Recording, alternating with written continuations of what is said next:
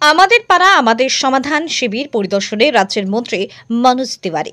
পূর্ব বর্ধমান জেলার খণ্ডঘোষ ব্লকের খণ্ডঘোষ উচ্চ বিদ্যালয়ে অনুষ্ঠিত হল আমাদের পাড়া আমাদের সমাধান শিবির। এদিন শিবিরে যোগ দিলেন রাজ্যের যুব কল্যাণ এবং ক্রীড়া দপ্তরের মন্ত্রী মনোজ তিওয়ারি। উপস্থিত ছিলেন খণ্ডঘোষ বিধানসভার বিধায়ক নবীন চন্দ্র বাগ, অতিরিক্ত জেলাশাসক শ্বেতা আগরওয়াল, ভিডিও অভিক কুমার ব্যানার্জি, পঞ্চায়েত সমিতির সভাপতি মীর শফিকুল ইসলাম সহ অন্যান্যরা। শিবিরে এলাকার মানুষের বিভিন্ন সমস্যার কথা শোনেন রাজ্যের মন্ত্রী মনোজ তিওয়ারি। পাশাপাশি এলাকার মানুষের সমস্যার কথা লিপিবদ্ধ করেন প্রশাসনিক আধিকারিকেরা। খণ্ডঘোষ ব্লকের গৈতানপুর চরমোনার এলাকার বাসিন্দা নদী ভাঙনের কারণে দীর্ঘদিন ধরে তীব্র আতঙ্কের মধ্যে বসবাস করছেন। তাদের এই সমস্যার কথা তুলে ধরে মন্ত্রী মনোজ তিওয়ারি আশ্বাস দিয়ে জানান, বিধায়কের মাধ্যমে আবেদন হলে বিষয়টি সংশ্লিষ্ট দপ্তরে পাঠানো হবে এবং দ্রুত সমাধানের চেষ্টা করা হবে। এই দিনের কর্মসূচিতে সচেতনতা বৃদ্ধির জন্য খণ্ডঘোষ উচ্চ বিদ্যালয়ের মঞ্চে বাল্যবিবাহ রোধে বিশেষ নাটক পরিবেশিত হয়।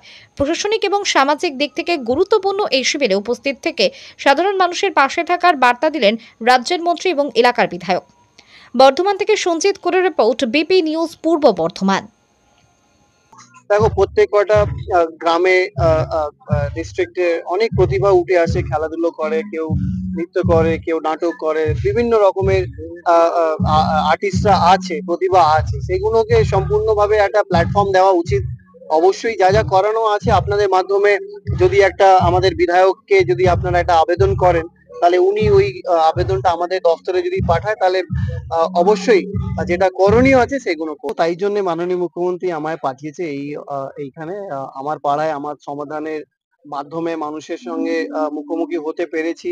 যেটা আপনি বলছেন সেটা আমাদের স্থানীয় মানুষরাও তাই বলেছে। সেই দাবিগুলোই পূর্ণ করার জন্যই আমার পাড়া আমাদের সমাধান মাননীয় মুখ্যমন্ত্রীর চিন্তাধারাতে বেরিয়েছে। আর আমার মনে হয় এই ধরনের প্রোগ্রাম কোনো অন্য রাজ্যতে বা বিরোধী দলের যারা শাসিত রাজ্য আছে সেখানে যদি খুলে দেখেন, কোথাও এই ধরনের প্রকল্প বা প্রোগ্রাম কোনোদিন পাবেন না। অবশ্যই এইটা একটা সমস্যা আছে, সেই সমস্যাগুলো দূর করার জন্য এই প্রোগ্রামগুলো করা।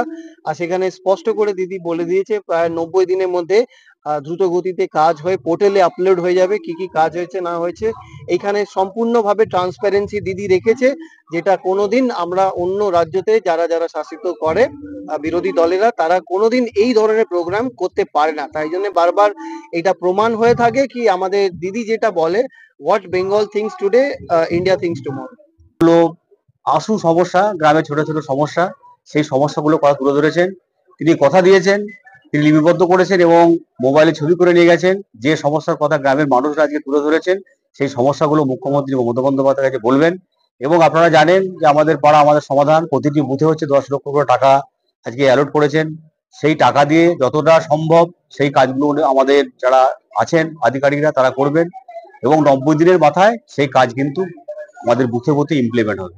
সেইভাবেই আজকে আমাদের এখানে এসেছিলেন মুখ্যমন্ত্রী মমতা বন্দ্যোপাধ্যায় পাঠিয়েছিলেন যে সেই বুথের মানুষের সঙ্গে কথা বলে সেই গ্রামের সেই ভোটারদের সেই নির্বাচক মন্ডলীর কি বলতে চাইছেন, মানুষের পালস বুঝতে আজকে কিন্তু আমাদের এই গ্রামে এসেছিলেন।